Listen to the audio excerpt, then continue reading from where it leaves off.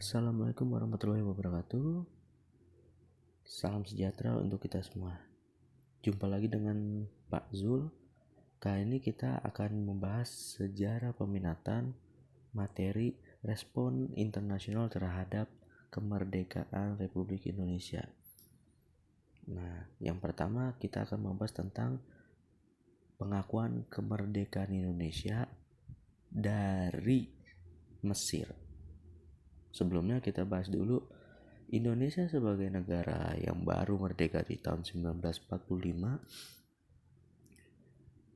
Ternyata selain memenuhi syarat berdirinya suatu negara, Indonesia itu ketika baru merdeka baru memenuhi unsur ini, unsur konstitutif atau unsur mutlak. Nah, jika kalian ingat materi PPKN tentang berdirinya suatu negara, unsur konstitutif itu unsur yang wajib ada bagi suatu negara yang akan terbentuk. Apa aja unsurnya? Ada wilayah. Ini tentang di mana negara itu berada. Terus ada orangnya yang mengendalikan, yang mengelola negara itu siapa? Itu rakyat. Dan yang satu lagi yaitu pemerintahan berdaulat. Ini suatu sistem politik yang mengatur tatanan negara tersebut. Tiga ini adalah unsur yang wajib ada dalam berdiri suatu negara. Dan Republik Indonesia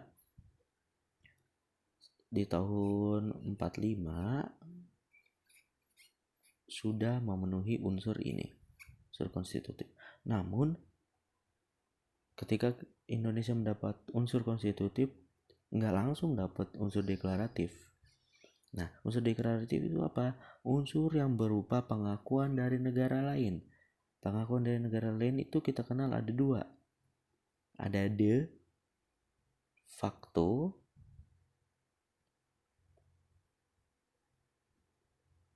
satu lagi de jure ya tulisannya. Kalau secara de facto itu artinya secara fakta. Jadi negara lain mengakui Indonesia suatu negara itu secara fakta, memang wilayahnya ada, rakyatnya ada, dan pemerintahnya ada. Dan kalau secara de jure, Indonesia diakui itu sesuai dengan ketetapan hukum internasional. De jure itu artinya hukum ya. Oke, kita lanjut materi berikutnya. Jadi kita sudah dapat unsur konstitutif sebagai suatu negara Indonesia. Namun kita masih memerlukan unsur deklaratif. Walaupun disebut pelengkap karena hanya dari pengakuan negara lain, namun ini sangat penting. Mengapa penting? Bayangin, kita analogikan negara itu sebagai seorang individu manusia. Dia anggota tubuh lengkap, hidupnya sehat segala macam, tapi jika dia ingin berteman, maka dia harus diakui bahwa dia pantas untuk berteman. Nah, Indonesia pun begitu. Jika dia ingin bergaul dalam lingkup masyarakat internasional, maka dia harus memenuhi unsur deklaratif. Nah, unsur deklaratif ini penting. Kenapa? Karena setiap negara bisa dapat menjalin hubungan internasional dengan negara lain. Jadi adanya unsur deklaratif ternyata penting bagi bangsa Indonesia di awal kemerdekaannya agar dapat menjalin hubungan internasional dengan negara lain. Ini bayangkan, suatu negara yang hidup sendiri tanpa bantuan atau interaksi dengan negara lain. Pasti berbagai kebutuhan hidupnya itu susah terpenuhi. Karena pada hakikatnya negara itu pun bisa dianalogikan seperti manusia sebagai makhluk sosial. Itu ya. Jadi ini penting. Kalau ada pertanyaan, kenapa unsur deklaratif itu penting walaupun bersifat lengkap? Ini jawabannya. Agar setiap negara dapat menjamin atau menjalin hubungan internasional dengan negara lain. Itu. Oke. Selanjutnya, negara mana aja sih yang pertama kali mengakui kemerdekaan Indonesia di periode 1945 sampai 1949? Ada Mesir, India, Australia. 2 negara di Asia dan 1 negara di benua Australia. Kita di pertemuan ini bahas dulu yang Mesir ya. Nah, latar belakang kenapa Mesir mau mengakui kemerdekaan Republik Indonesia. Ada 2 faktor penting kenapa Mesir mau mengakui kemerdekaan Indonesia. Ada persamaan agama. Mayoritas pemeluk Islam di dunia itu ada di Indonesia. Begitupun dengan di Mesir. Jadi mayoritas beragama Islam. Jadi ada perasaan emosional ya, faktor emosional. Emosi di sini, emosional. Jadi faktor emosional itu yang mendekatkan Mesir dengan Indonesia karena sesama negara yang memiliki umat Islam terbesar di dalam negara itu. Selanjutnya adalah peran para pelajar asal Indonesia di Mesir. Nah, ini pelajar-pelajar Indonesia ini yang kuliah dia di Mesir, salah satu universitas terkenal, ada yang tahu? Ya, Universitas Al-Azhar di kota Kairo, ibu kotanya Mesir. Nah, para pelajar Indonesia di Mesir ini aktif menyebarkan berita kemerdekaan Indonesia melalui media massa seperti koran maupun siaran-siaran radio sana. Dan ternyata sih peran mereka itu mendapat sorotan dari masyarakat Mesir. Jadi 2 faktor ini ya.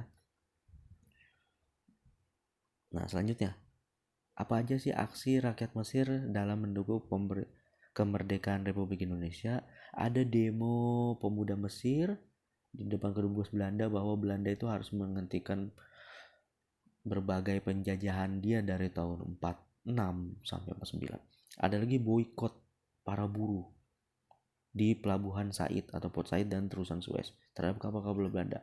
Serangannya ke arah Belanda semua ya. Jadi Belanda itu dianggap dianggap mengganggu kemerdekaan Indonesia. Selanjutnya ada juga rapat umum organisasi dan partai politik di Mesir. Ini mereka menyepakati pemboikotan barang-barang buatan Belanda di seluruh negara-negara Arab. Jadi Mesir itu termasuk negara-negara Jazirah Arab ya, dekat Jazirah Arab itu. Terus pemutusan hubungan diplomatik negara Arab dan Belanda, ini kecamannya ya. Penutupan pelabuhan dan bandara wilayah Arab terhadap kapal Belanda. Nah, pembentukan perangkat kesehatan untuk menolong korban agresi militer Belanda 1. Ini tahun 47. Kalau di Indonesia terjadi bulan Juli. Jadi di tahun 1947 inilah rakyat Mesir melihat bahwa rakyat Indonesia itu ditindas oleh Belanda hingga mereka melakukan dukungan gitu. Oke, selanjutnya proses pengakuan kemerdekaan RI dari pemerintah Mesir ini dimulai dari tanggal 22 Maret 1946. Secara de facto Mesir mengakui kemerdekaan Republik Indonesia berdasarkan pesan dari siapa? Kamil Abdurrahim Bey, itu Sekretaris Jenderal Departemen Luar Negeri Mesir. Kamil Abdurrahim Bey. Nah, kemudian di tanggal 7 April 1946 delegasi pertama RI dikirimkan dan delegasi itu dipimpin oleh Mr. Suwandi, seorang Menteri Kehakiman Republik Indonesia ketika itu. Jadi Indonesia lewat kampanye para pelajar direspon oleh pemerintah Mesir. Pemerintah Mesir mengakui secara de facto, belum secara de jure ya. Gitu. Setelah pengakuan ini, pemerintah Indonesia mengirimkan balasan berupa delegasi di bulan Aprilnya. Sebagai tindak lanjutnya mau bagaimana nih menjalin hubungan internasionalnya gitu. Selanjutnya, panitia pusat untuk jalinan persahabatan Indonesia Mesir itu dibentuk. Nah, nanti diketuai oleh seorang tokoh dari Indonesia namanya Haji Agus Salim. Beliau adalah Menteri Luar Negeri muda ketika itu tahun 1946. Jadi mewakili Indonesia untuk mendelegasikan pemerintah Indonesia dan menyebarkan sekaligus mencari dukungan internasional terhadap kemerdekaan Republik Indonesia. Bapak Agus Salim ini. Nah, Bapak Agus Salim ini dikenal juga sebagai seorang tokoh yang memiliki kemampuan bahasa yang sangat lihai. Belasan bahasa beliau kuasai. Gitu. Mantap ya berarti ya, Nana. Gitu. Oke, di proses berikutnya 18 November 1946, Mesir berhasil mendorong Liga Arab mengakui kemerdekaan Republik Indonesia. Nah, Liga Arab ini kumpulan negara-negara di sekitar Jazirah Arab yang mayoritas beragama Islam. Nah, mereka itu didorong oleh Mesir untuk mendukung Liga Arab. Jadi sebenarnya pengakuan Mesir itu walaupun dia itu satu negara aja, namun dengan pengakuan Mesir terhadap kemerdekaan Indonesia, otomatis berbagai negara di dalam Liga Arab bisa ikut mendukung kemerdekaan Indonesia karena Mesir merupakan salah satu negara paling berpengaruh di Liga Arab gitu. Nah, selanjutnya pada tanggal 13 sampai 16 Maret 1947, Konsul Jenderal Mesir yang bernama Muhammad Abdul Mun'im membalas kunjungan perwakilan Indonesia tadi dengan kunjungan ke Yogyakarta, ibu kota Indonesia ketika itu ya, untuk menyampaikan pesan dari Liga Arab bahwa Liga Arab telah mendukung kemerdekaan Republik Indonesia. Di sini prosesnya cukup saling bersambutan ya, saling berinteraksi karena memang sejak awal sudah ada chemistry, hubungan kedekatan emosional yang tadi sudah Bapak jelaskan. Selanjutnya,